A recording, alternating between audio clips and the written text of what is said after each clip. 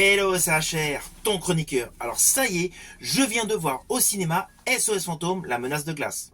Honnêtement, j'ai kiffé. Forcément, il faut que je t'en parle. Mais avant cela, n'oublie pas, si tu n'es pas abonné, pense à le faire. Pense à la petite cloche pour les notifs. Let's go! Tu la touches pas!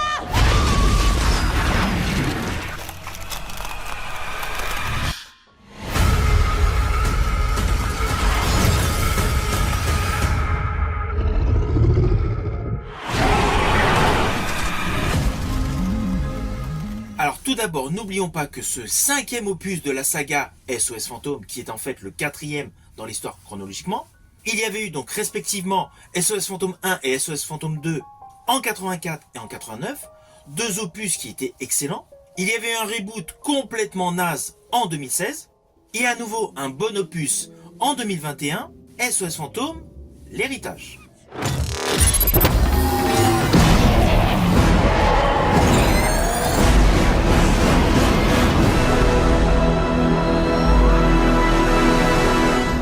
Évidemment, le reboot étant complètement raté, il faut complètement l'exclure de la saga SOS Fantôme. De ce fait, réellement, il y a 4 opus. Ce qui implique qu'entre l'épisode 2 qui est sorti en 89 et l'épisode 3 qui est sorti en 2021, il y a eu plus de 30 ans. Là, entre SOS Fantôme, donc l'héritage de 2021, et SOS Fantôme, la menace de glace de 2024, vous réalisez qu'il n'y a que 3 ans. Alors pourquoi me direz-vous? Tout simplement parce que SOS Fantôme de 2021 a cartonné.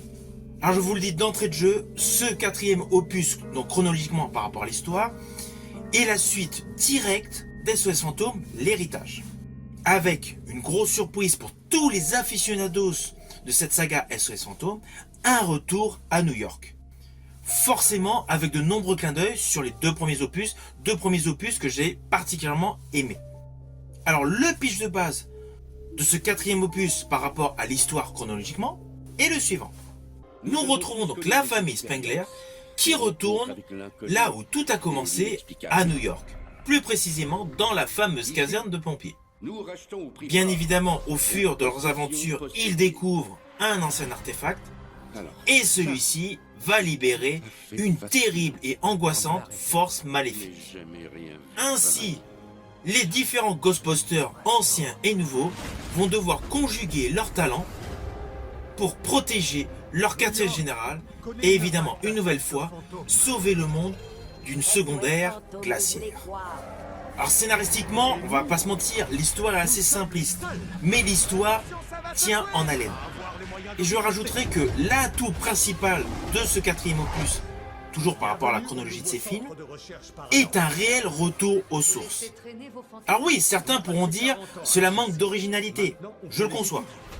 Mais moi personnellement, le fait de retrouver en personnage de chasseur de fantômes l'acteur Dan Aykroyd, j'ai kiffé.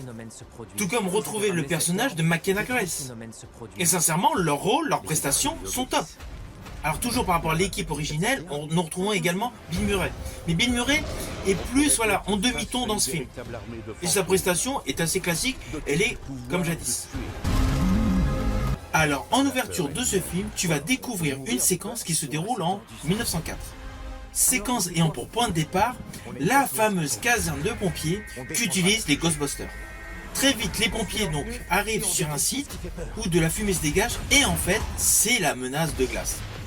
Pas mal d'effets visuels s'enclenchent et crac, on bascule, on se retrouve à notre époque avec la nouvelle génération de chasseurs de fantômes qui poursuit l'ectoplasme d'un lézard, on va dire un lézard ou un serpent géant dans les rues de New York. C'est la globalité de cette séquence d'ouverture. Séquence d'ouverture qui présente immédiatement que tout le film va être jonché de clins d'œil à l'ancien et au nouveau. Ainsi, par le biais de cet ectoplasme de lézard, donc de ver géant, qui circule dans les airs dans les rues de Manhattan, on a un effet visuel ultra moderne. Parallèlement, le titre SOS Fantôme est inscrit à la manière, jadis, du premier opus.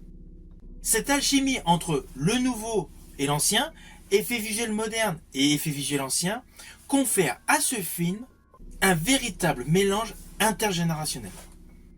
Et cela va être le cas durant tout le film.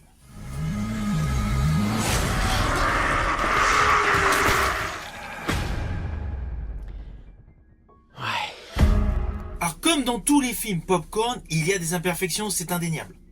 Mais on va pas se mentir, l'ADN de la saga est respecté. Tous les codes du genre de cette saga, essentiellement des 2 premiers opus SOS Fantôme, est là. Vous allez retrouver vraiment l'atmosphère, l'ambiance qui faisait jadis la gloire des 2 premiers opus. Et cela, bien évidemment, avec de nombreuses références aux différentes aventures que les chasseurs de fantômes originels ont rencontrées à New York lors de leur chasse aux fantômes. Alors, outre le fait qu'il y a une qualité d'effets spéciaux indéniable, vous allez vous apercevoir assez immédiatement que tout ce qui est VFX CGI est de très bonne qualité. Les effets visuels sont extrêmement soignés. Je rajouterai que tout le climax est bon et la mise en scène est très rigoureuse. J'estime que le réalisateur Jill Kennan a rajouté la magie qu'on avait jadis dans les 2 premiers opus qui n'était pas forcément au rendez-vous avec SOS Fantôme l'héritage. Là, nous retrouvons vraiment la magie des 2 premiers opus et honnêtement, cela marche. Ce film va permettre à tous les adultes d'avoir un retour en enfance. Alors oui, vous allez me dire, forcément, on se doute toujours que ça se termine bien à SOS Fantôme, ça se termine jamais mal. Mais bon nombre de films que nous allons découvrir au cinéma, on se doute essentiellement de la tournure des événements. Là, ce qui est très appréciable dans ce film, c'est que, outre le fait de certains éléments comiques, parce que forcément il y a des éléments comiques, vous allez avoir donc un côté de frisson, un petit côté de jumpscare, mais avec un côté visuel qui va vous en mettre plein la vue. Même si le final est prévisible, le fait d'avoir donc cette alchimie entre le côté frisson, le côté fantastique, le côté voilà, waouh, super beau, va vous permettre d'avoir un excellent moment de cinéma. Alors la chose que j'ai particulièrement préférée dans ce film, c'est ce mélange justement de générations, le côté intergénérationnel de chasseurs de fantômes. Ce qui fait que pour les plus jeunes, ils seront contents d'avoir la jeune équipe en mission, mais pour les plus anciens, forcément, on est content de retrouver l'ancienne équipe, les fondateurs de Ghostbusters. Cette véritable unification de chasseurs de fantômes est truculente. Alors attention à ce que je vais dire, cela peut s'apparenter à un spoil, mais c'est plus par rapport à un effet visuel que j'ai particulièrement aimé. Au fur et à mesure que vous allez découvrir ce film, vous allez voir lors de divers moments dans ce film, un humain converser donc avec un ectoplasme. J'ai particulièrement aimé le visuel de ce fantôme bleu. Il a un côté donc très nostalgique et surtout il comporte des détails donc très caractéristiques par rapport à la condition dans laquelle il s'est retrouvé. Vous voyez, ce n'est pas un détail de fou, scénaristiquement je ne vous ai rien dévoilé, mais honnêtement j'ai particulièrement aimé ce fantôme bleu, la structure, comment il a été créé.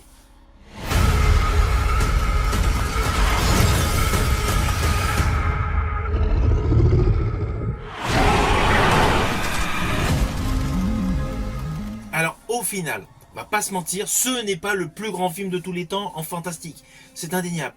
Mais selon moi, il est meilleur qu'SOS Fantôme l'héritage. Ce film nous permet d'avoir un réel retour aux sources par rapport aux 2 premiers opus que j'avais aimés. Ce film a une qualité visuelle indéniable, les effets spéciaux sont beaux, et le fait de retrouver donc les 2 générations de chasseurs de fantômes est super. Si tu as aimé ma vidéo, n'oublie pas, pense au petit pouce, au partage. Quant à moi, je te dis à bientôt pour une prochaine vidéo.